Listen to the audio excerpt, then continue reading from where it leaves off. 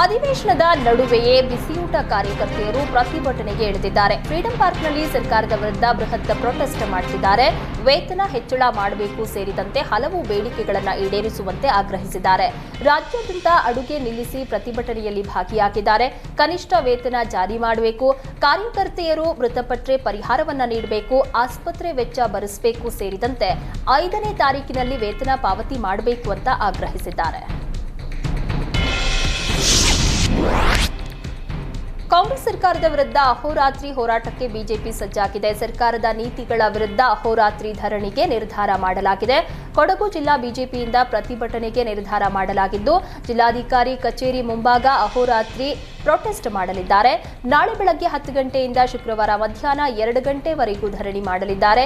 ಇನ್ನು ಕೊಡಗು ವಿಶ್ವವಿದ್ಯಾಲಯ ಉಳಿಸಬೇಕು, ಸಿಎನ್ಡಿ ಲ್ಯಾಂಡ್ ರೈತರಿಗೆ ದಾಖಲೆ ನೀಡಬೇಕು, ಗ್ಯಾರಂಟಿ ಯೋಜನೆಗಳಿಗೆ ಎಸ್ಸಿ ಎಸ್ಟಿ ಅನುದಾನ ಬಳಸಿರುವುದನ್ನು ಖಂಡಿಸಿ ಧರಣಿ ಮಾಡುವುದಾಗಿ ರವಿ ಕಾಳಪ್ಪ ಹೇಳಿದರು.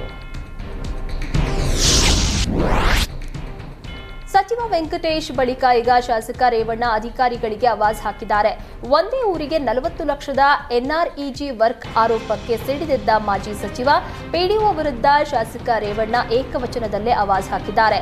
ಹೊಳೆನರಸೀಪುರದ ಹರಿಹರಪುರ ಪಿಡಿಒಗೆ ದೂರವಾಣಿಯಲ್ಲಿ ನಿಂದಿಸಿದ್ದಾರೆ. ನಿನ್ನ ಹೂತು ಅರ್ಜಿ ಬರೆದು ಜೈಲಿಗೆ ಕಳಿಸ್ತೀನಿ, ನಿನ್ನ ಹೆಣ ಹೊರಿಸುವಂತ ಹುಷಾರಂತ ರೇವಣ್ಣ ಗ್ರಾಮ ಪಂಚಾಯಿತಿ ಪಿಡಿಒಗೆ ಬೆದರಿಕೆ ಹಾಕಿದ್ದಾರೆ. ರೇವಣ್ಣ ಕ್ಲಾಸ್ ತೆಗೆದುಕೊಳ್ಳುವ ಆಡಿಯೋ ವೈರಲ್ ಆಗಿದೆ. ತುಮಕೂರಿನ ನಾಮದ ಚಿಲುಮೆಯಲ್ಲಿ ಅನುಮತಿ ಇಲ್ಲದೆ ಚಿತ್ರೀಕರಣ ಮಾಡ್ತಾ ಇದ್ದ ಚಿತ್ರತಂಡಕ್ಕೆ ಅರಣ್ಯ ಅಧಿಕಾರಿಗಳು ಶಾಕ್ ನೀಡಿದ್ದಾರೆ. ನಟಿ ರಕ್ಷಿತಾ ಸಹೋದರ ರಾಣಾ ನಟಿಸ್ತಾ ಇದ್ದ ಚಿತ್ರತಂಡ ಅನುಮತಿ ಪಡೆಯದೆ ಚಿತ್ರೀಕರಣವನ್ನ ಮಾಡ್ತಾ ಇತ್ತು. ಹೀಗಾಗಿ ಏಕಾಏಕಿ ಎಸಿಎಫ್ ಪವಿತ್ರ ನೇತೃತ್ವದಲ್ಲಿ ದಾಳಿ ನಡೆಸಿ ಲೈಟ್, ಅಡುಗೆ ಸಾಮಗ್ರಿ, ಚೇರ್ಗಳು, ಟಿಟಿ ವಾಹನ ಸೀಸ್ ಮಾಡಿದ್ದಾರೆ. ಸುಮಾರು 50ರಿಂದ 100 ಜನರು ಚಿತ್ರೀಕರಣದಲ್ಲಿ ಭಾಗಿಯಾಗಿದ್ರು. ಬಳ್ಳಾರಿಯ ಕಪ್ಪಗಲ್ ಗ್ರಾಮದಲ್ಲಿ 14,000 ಕೋಳಿಗಳ ಸಾವಿನ ಪ್ರಕರಣದ ವರದಿ ಬಂದಿದೆ. ಲ್ಯಾಬ್ ರಿಪೋರ್ಟ್ನಲ್ಲಿ ಹಕ್ಕಿ ಜ್ವರದಿಂದಲೇ ಮೃತಪಟ್ಟಿರೋದು ದೃಢವಾಗಿದೆ. ಕಳೆದೊಂದು ವಾರದಲ್ಲಿ ಕಪ್ಪಗಲ್ ಗ್ರಾಮದ ಖಾಸಗಿ ಫಾರ್ಮ್ನಲ್ಲಿ 8,000ಕ್ಕೂ ಹೆಚ್ಚು ಕೋಳಿಗಳು ಮೃತಪಟ್ಟಿದ್ವು. ಬಳಿಕ 6,000 ಕೋಳಿಗಳು ಮೃತಪಟ್ಟಿದ್ವು. ಸಾವಿನ ಬಳಿಕ ವರದಿಗಾಗಿ ಭೋಪಾಲ್ ಪ್ರಯೋಗಾಲಯಕ್ಕೆ ಕಳುಹಿಸಲಾಗಿತ್ತು. ಇದೀಗ ಲ್ಯಾಬ್ ರಿಪೋರ್ಟ್ನಲ್ಲಿ ಕೋಳಿಗಳು ಹಕ್ಕಿ ಜ್ವರದಿಂದಲೇ ಮೃತಪಟ್ಟಿರೋದು ದೃಢ ಆಗಿದೆ. ಹಕ್ಕಿ ಜ್ವರ ದೃಢ ಹಿನ್ನೆಲೆಯಲ್ಲಿ ಪಶು ವೈದ್ಯಕೀಯ ಇಲಾಖೆ ಅಲರ್ಟ್ ಆಗಿದೆ.